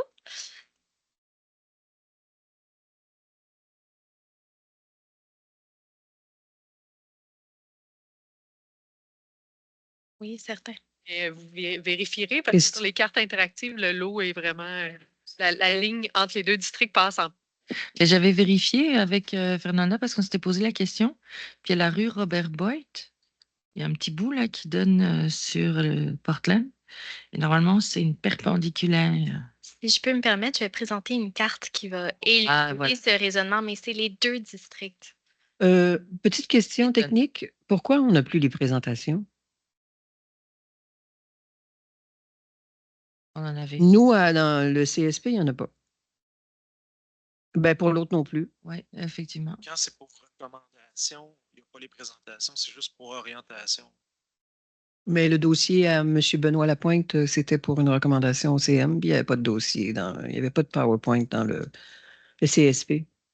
On les avait jusqu'à dernièrement, là, puis là, on les a pas. En fait, c'est ce que Parfois, vous venez de dire. C'est lorsqu'un dossier est présenté pour recommandation, il n'y a pas de présentation PowerPoint. Lorsqu'il va en orientation, là, on en dépose un au préalable. Fait que vous avez seulement le plan ou les documents annexés là, au sommaire auquel vous avez accès. C'est vrai qu'au CM, ils ne cheminent pas habituellement avec le PowerPoint. C'est peut-être ça qui s'est passé, mais ça c'est intéressant pour pouvoir... Oui, mais ça nous aiderait. De un, ça éviterait des explications très... C'était pas très long, le Benoît, là. C'est pas ça que je veux dire, là. Mais si on avait pris connaissance, outre le sommaire décisionnel et tout du dossier, de la présentation, ben ça aurait été plus facilitant, il me semble. On pourra s'en reparler. Des gens, là, mais merci de la précision quand même, M. Lapointe. Merci. Donc, bon, je pense que Mme Lou, ça, je ne pas. Vous pouvez y aller, Mme Lortie, on pourra, si jamais elle décide de se joindre. Parfait. On commence alors. Donc, on a une demande d'approbation pour un projet particulier. Oui, il est ouvert. Je vais le rapprocher. OK, parfait. Super.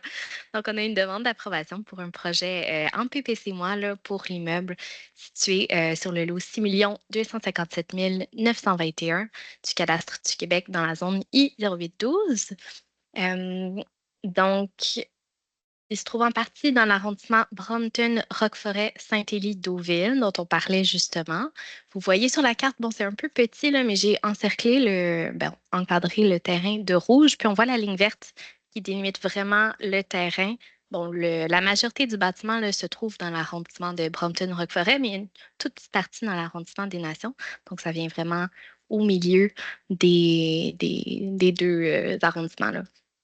La propriété visée est occupée par l'entreprise Attitude, qui œuvre dans la fabrication des produits de soins corporels et ménagers naturels et écologiques. Donc, c'est une entreprise là, qui exporte ses produits dans plus de 55 pays, puis qui est en pleine expansion.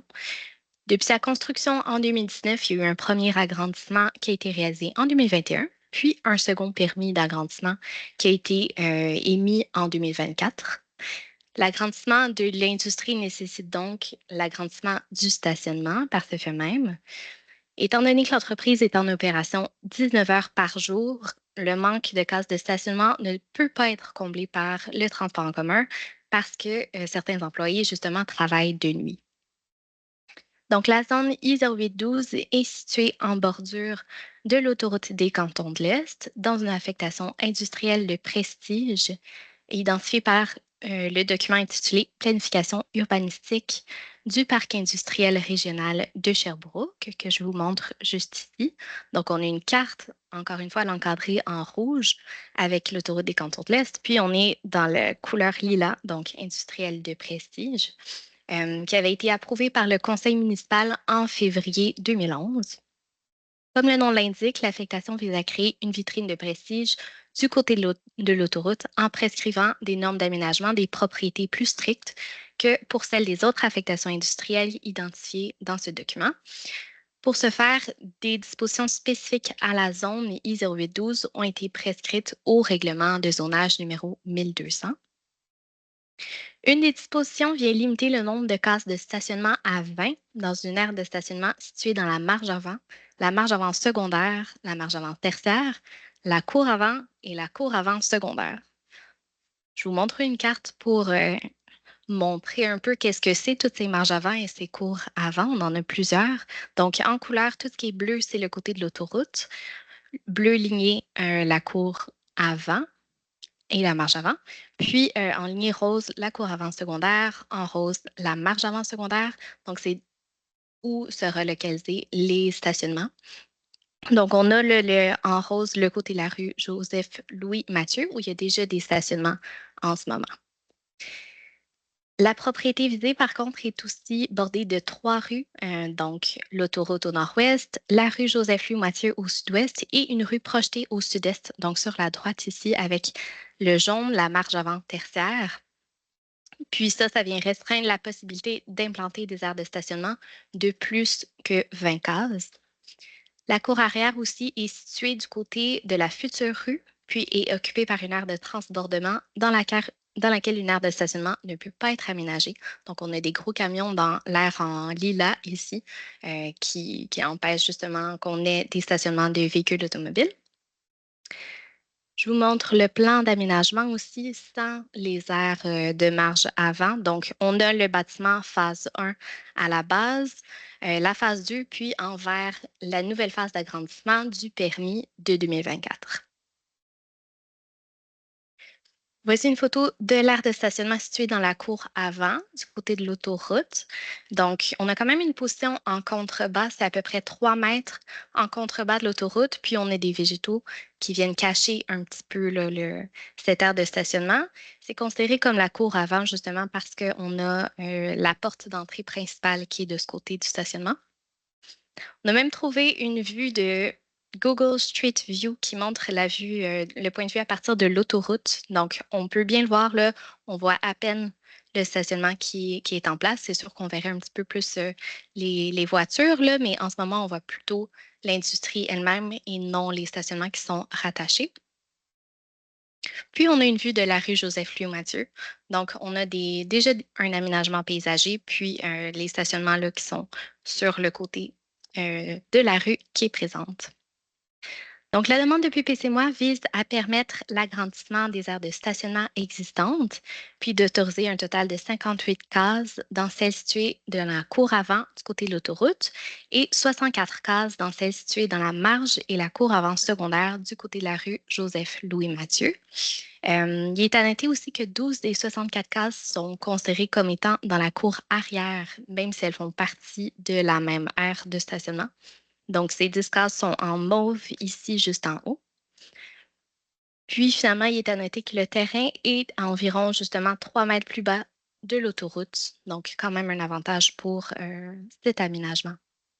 Alors, considérant que l'industrie est localisée sur la rue Joseph-Louis-Mathieu, qu'elle est en pleine expansion et qu'elle réalise son deuxième agrandissement depuis sa construction en 2019, considérant que l'agrandissement nécessite l'agrandissement des 2 aires de stationnement existantes pour répondre à l'augmentation du nombre d'employés, considérant qu'une disposition spécifique à la zone industrie dans laquelle se trouve la propriété limite le nombre de cases de stationnement à 20 dans les aires de stationnement situées dans les marges et les cours avant et avant secondaires, considérant que le terrain visé est à quelques mètres plus bas que l'autoroute puis que les aires de stationnement sont peu visibles de cette dernière, que la procédure soit acceptée pour autoriser un maximum de 58 cases dans l'aire de stationnement située dans la cour avant du côté de l'autoroute des Cantons de l'Est, un maximum de 52 cases dans l'aire de stationnement située dans la marge et cour avant secondaire du côté de la rue Joseph-Louis-Mathieu, puis qu'on ait justement un aménagement paysager comprenant des arbustes puis des plantes ornementales du côté de l'autoroute des Cantons de l'Est pour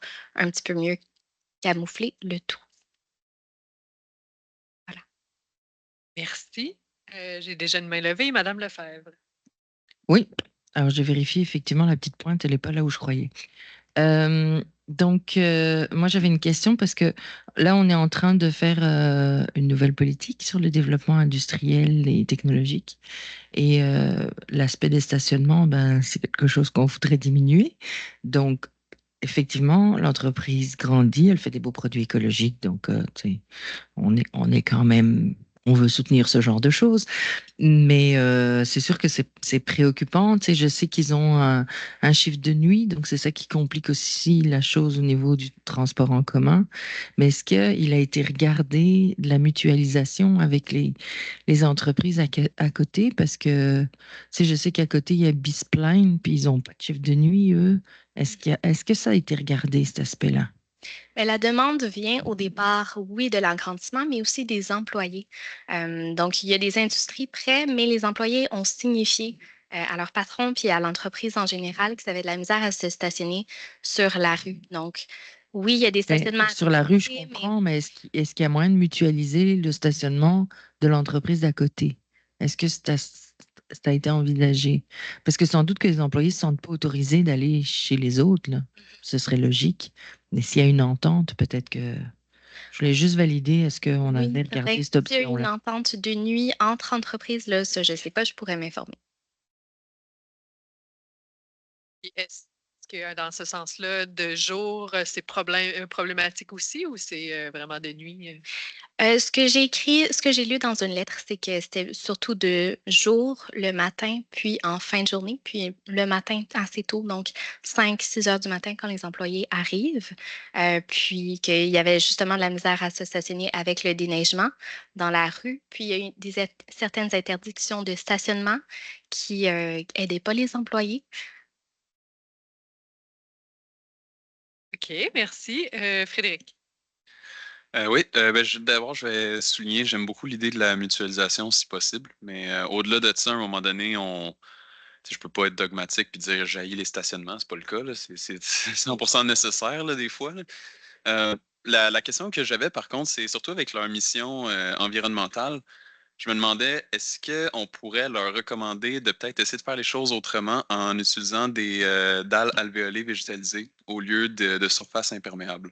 Là, je sais que les dalles alvéolées, c'est pas nécessairement considéré perméable selon certaines normes. J'en parlais avec un architecte il n'y a pas longtemps, mais ça pourrait déjà être moins pire au niveau du ruissellement et de l'accumulation dans les systèmes d'eau usée, puis j'ai pas besoin de faire un explicatif de qu'est-ce qui peut arriver quand on perd le contrôle des eaux usées. Donc, je sais que c'est pas le même secteur, mais bon. Fait que je me demandais si c'était possible de peut-être leur demander si ça pourrait être une idée. Je pense que ça fit très bien avec leur mission. Certainement, on peut leur proposer.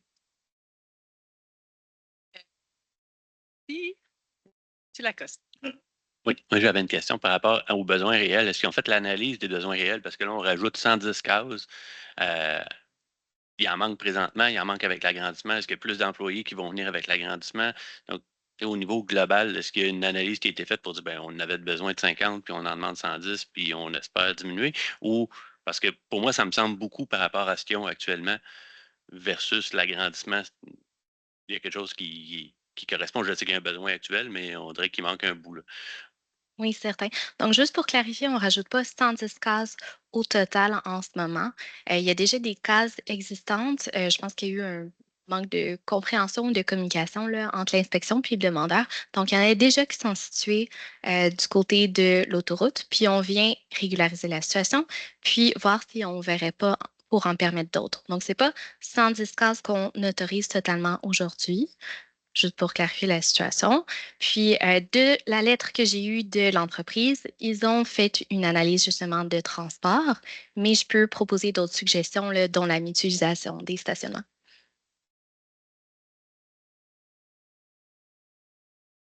Merci. Excusez, j'avais une petite réflexion en même temps, mais Monsieur Ménard. Peut-être aussi à mentionner au point de vue de la réalité un peu de ces industries-là. Ce qu'il faut comprendre, c'est que oui, il y a un chiffre de soir, il y a un chiffre de jour, mais il y a des croisements aussi entre ces chiffres-là. Il faut comprendre que l'usine ne se vide pas pour que l'autre chiffre embarque souvent un croisement de 1 heure. Tout ça, comme vous l'avez bien mentionné, là, le matin et le soir, c'est quand les chiffres se croisent que là, ça devient problématique.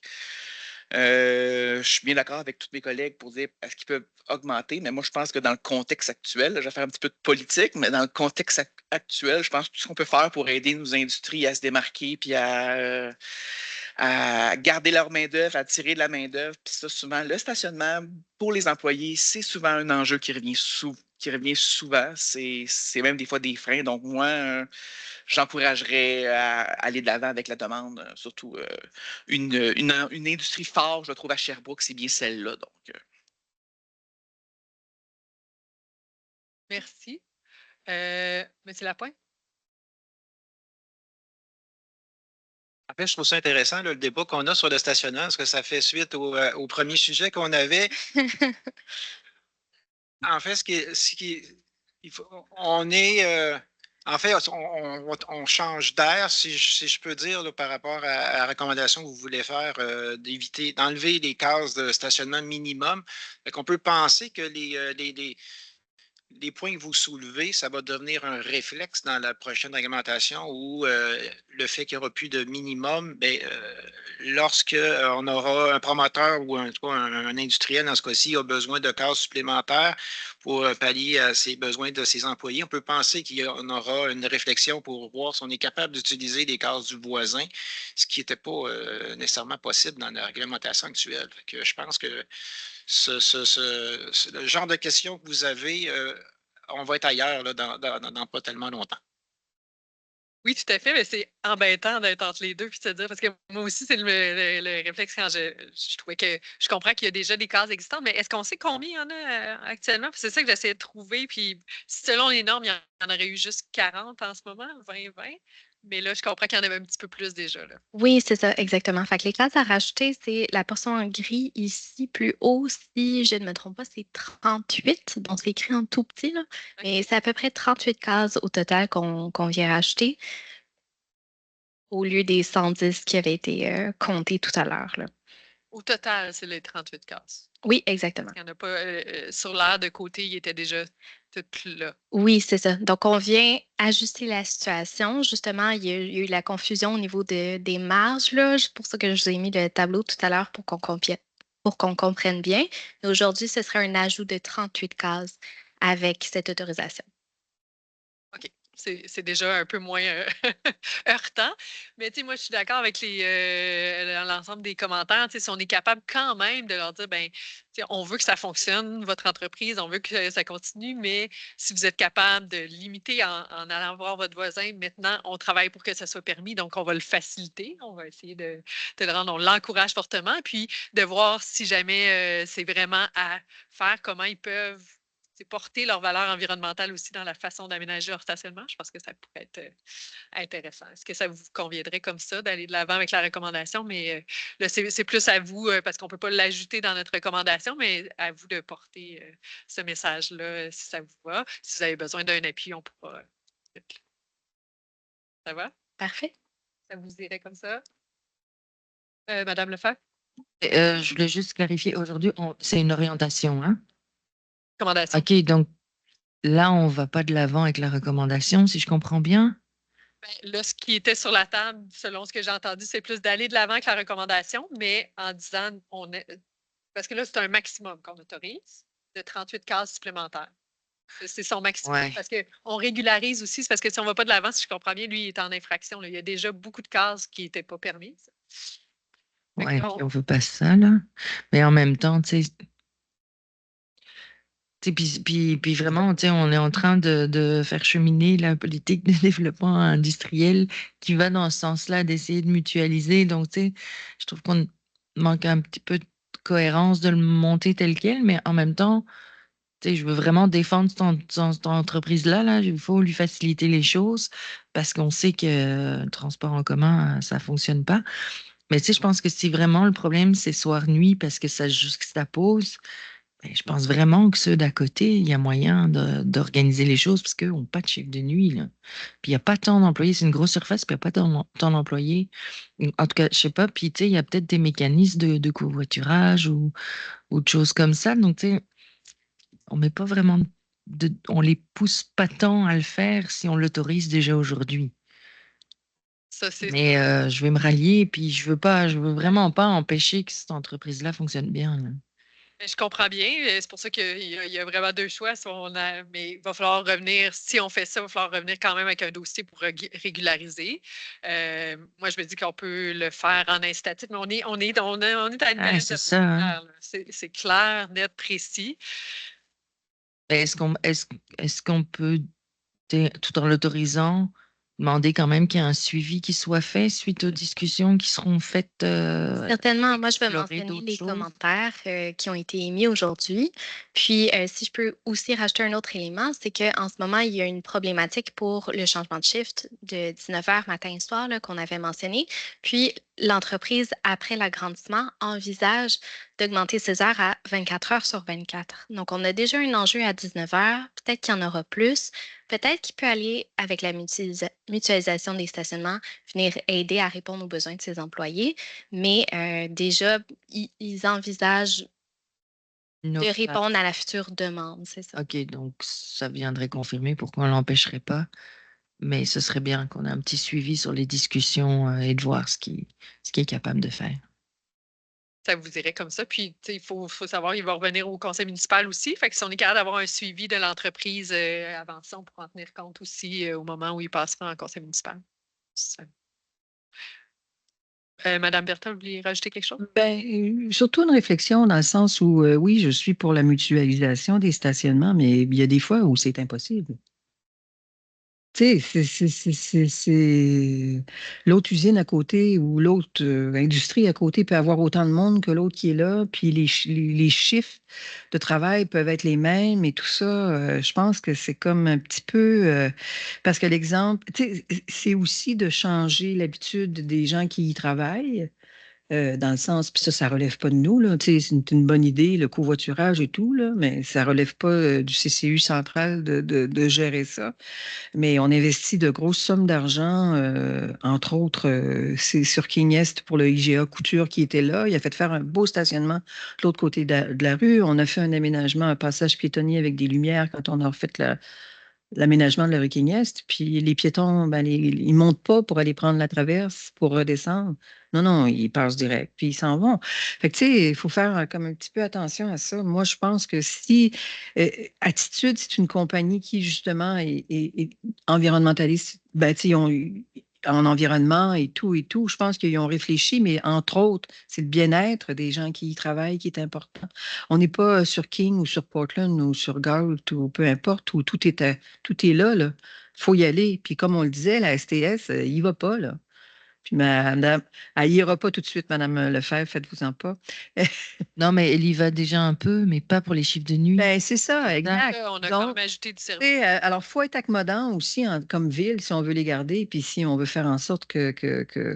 Ben, il faut trouver le bon équilibre Et voilà. entre accommodant Ouais. et ben, tu sais, visionnaire un peu, parce que si on On est veut, dans- la politique, elle est extrêmement intéressante. Exact. D'ailleurs, je vous invite, les membres du CCU, quand elle va être déposée officiellement d'ici peu, là, c'est vraiment une belle politique de développement. déjà- C'est sûr qu'il va falloir amener quand On même. est, tu sais, on est entre les deux, là, puis je pense qu'il faut être un petit peu... Mais donc, si on fait accommodant cheminer pour ça. la Oui, moi, ça me va. en demandant d'avoir des commentaires, de faire ces On peut, essais-là. ben, tout au moins, c'est la prérogative que le service a de proposer, de dire on est venu en CCU, puis ça fonctionne, ça chemine, mais on suggère que.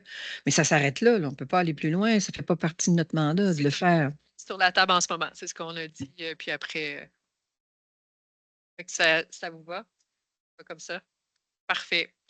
Ben, c'est ce qui mettrait fin à notre séance publique. On va rester ici pour le petit dossier pas petit, le dossier qu'on a en atelier en orientation aujourd'hui. Merci à ceux qui se sont joints à nous, qui vont nous écouter à distance par la suite. Merci à tout le monde pour la présentation des dossiers. Donc, pour le prochain comité consultatif d'urbanisme, je te regarde toujours dans ce temps-là. Ça sera évidemment en mars. C'est le 27 mars, on se retrouve à ce moment-là. Alors, merci beaucoup d'avoir été là.